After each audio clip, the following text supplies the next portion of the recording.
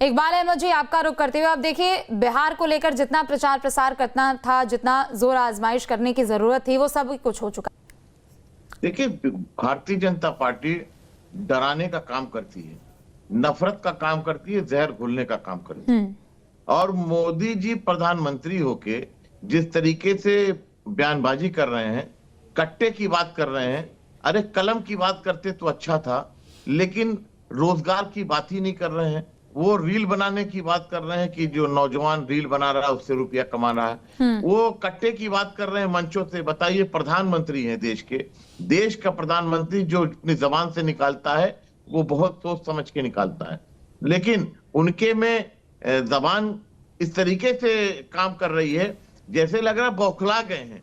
महागठबंधन इस तरीके से, वहां जनता एक साथ खड़ी हो गई महागठबंधन के साथ, तो उन लोगों की जबान भी अब बदजुबानी में बदल चुकी है और रोजगार की बात ही नहीं कर रहे हैं। तेजस्वी जी और राहुल गांधी जी कह रहे हैं बार बार कि हम नौकरी देंगे, हम पलायन रोकेंगे।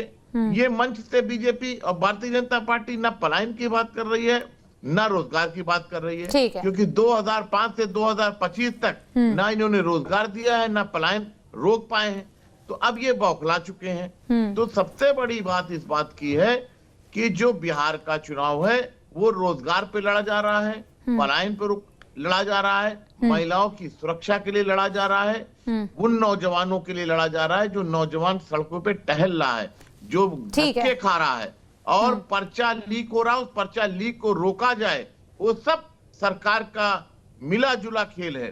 तो ये आप समझिए कि जो फर्स्ट फेज का जो चुनाव हुआ है वो रोजगार पे हुआ है, नौजवान उसके साथ खड़ा है। ठीक है, जल्दी से जवाब भी ले लेते हैं आलोक जी से। अरविंद जैन जी, फिर मैं